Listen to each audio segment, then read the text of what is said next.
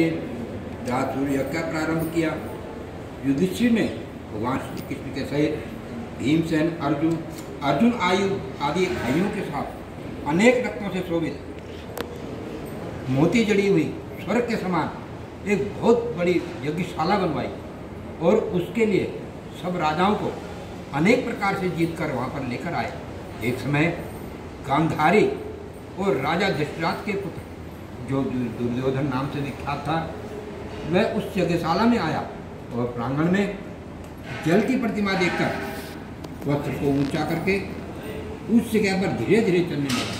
यह देखकर द्रौपदी आदि जो स्त्रियां हैं वो हंसने लगी और दुर्योधन आगे चलकर जल को भूमि समझकर उसमें गिर पड़ा। यह देखकर सब राजा लोग और जो ऋषिगण थे और द्रौपदी आदि जो सुंदर नेत्र वाली स्त्रियां थी वह सभी हंसने लगे। यह देखकर दुर्योधन जो है अत्यंत क्रोधित होकर अपने मामा शकुनी के साथ अपने राज्य में जाने के लिए तैयार हुआ। उस समय शकुनी ने अत्यंत मधुर वचन कहे, हे राजन, आगे बहुत कार्य करना है, इसलिए आप क्रोध का त्याग करें। हे राजेंद्र, यज्ञशाला से अपने घर के लिए चलने के लिए उठिए। तब ऐसा ही सही यह कहकर राजा दुर्योधन ने राजाओं के साथ हस्तिनापुर में आकर राजा पांडु के श्रेष्ठ पुत्र युधिष्ठिर, भीमसेन और अर्जुन आदि को वहाँ पर बुलाया और राज्य में प्रसन्न होकर जुआ खेलने लगे। उस जुए में नहीं है छल, जिससे ऐसे पांडवों का संपूर्ण धन और राज्य आदि जो है वो सब उसने जीत लिया। उसके बाद भाइयों सहित युधिष्ठिर जो है महान विपत्तियों को प्राप्त हुए और जंगलों के बीच में वंचर जो भील आदि हैं उनके समान रहने लगे। पांडवों के इस प्रकार का समाचार सुनकर श्री कृष्ण भगवान वहाँ पर गए। जी कहते हैं, सोनिक आदि ऋषियों से कहा कि दुख से अत्यंत दुर्लभ पांडव लोग जो हैं वो में रहते हैं। श्री कृष्ण जी को देखकर क्रम से उन्होंने उनका पूजन किया और फिर उनको प्रणाम किया।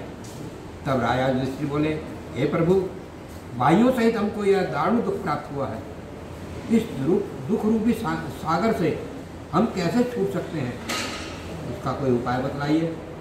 कौन से देवता का हम व्रत करें अथवा किस देवता का हम पूजन करें जिससे हमको राज्य प्राप्त हो और हमारा हित बने? कृपया करके हमको यह सब बतलाइए। ये सुनकर श्री कृष्ण भगवान बोले, हे युधिष्ठिर, पुरुषों और स्त्रियों के समस्त पापों को नष्ट करने वाला एक उत्तम अनंत नामक व्रत है जो भाद्रपद मास में शुक्ल पक्ष की चतुर्थी तिथि को होता है। उस व्रत के अनुष्ठान मात्र से संपूर्ण पापों का नाश हो जाता है। ऐसा सुनकर राजा युधिष्ठिर बोले, हे वासुदेव, आपने जो अनंत व्रत कहा है सो क्या वो शेषनाग हैं अथवा अनंत नाग के कोई नख हैं? हे केशव, यह अनंत किस देवता का नाम है? कृपया करके बतलाइए। ऐसा सुनकर श्री कृष्ण भगवान बोले, हे धर्मराज, अनंत हमारा ही नाम है, इसे हमारा ही स्वरूप जानो। सूर्य आदि जितने देवता हैं और काल आदि जो कहे जाते हैं सब हमको ही जानो। कला, काष्ठा, मुहूर्त, दिन, रात्रि, यह सब जितने भी शरीरवान प्राणी हैं तथा पक्ष, मास, ऋतु, वर्ष, युग और काल आदि की जो व्यवस्था है वो सब मुझे ही जानो। यह जो मैंने काल आदि कहा है वह इस अनंत नाम से प्रसिद्ध है और वही मैं भूमि का भार अल्प करने के लिए इस समय कृष्ण नाम से अवतरित हुआ हूँ। दानवों का नाश तथा साधु पुरुषों की रक्षा के निमित्त मुझे वासुदेव के कुल में उत्पन्न हुआ जानो।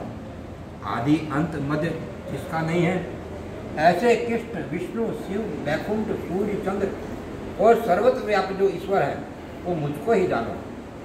हे युधिष्ठिर,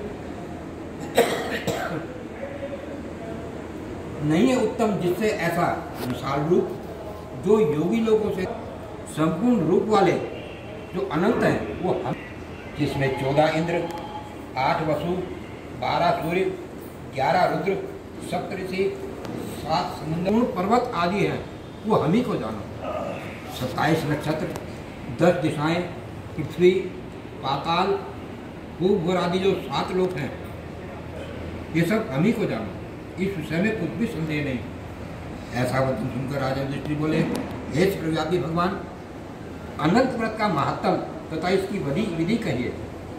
अनंत व्रत का अनुष्ठान करने से प्राणी को क्या पुण्य प्राप्त होता है और क्या फल मिलता है? पूर्व काल में अनंत व्रत को किसने किया था और मृत्यु लोक में किससे प्रभावित, किसने इसको प्रचारित किया? यह सब विस्तार पूर्वक हमसे कहिए। युधिष्ठिर के ऐसे वचन सुनकर श्री कृष्ण भगवान बोले, सतयुग में सुमंतु नामक एक ब्राह्मण था। उसने वशिष्ठ गोत्र में उत्पन्न सुंदर दीक्षा नाम की भृगु ऋषि की कन्या के साथ वेदोक्त विधि से विवाह किया था। हे राजन, दीक्षा नाम की जो स्त्री थी वो समय पाकर अनेक सुंदर लक्षणों से युक्त एक कन्या उत्पन्न हुई। वह शीला नाम की अत्यंत सुशीला कन्या पिता के घर में पढ़ने लगी। उसकी पतिव्रता जो माता थी वो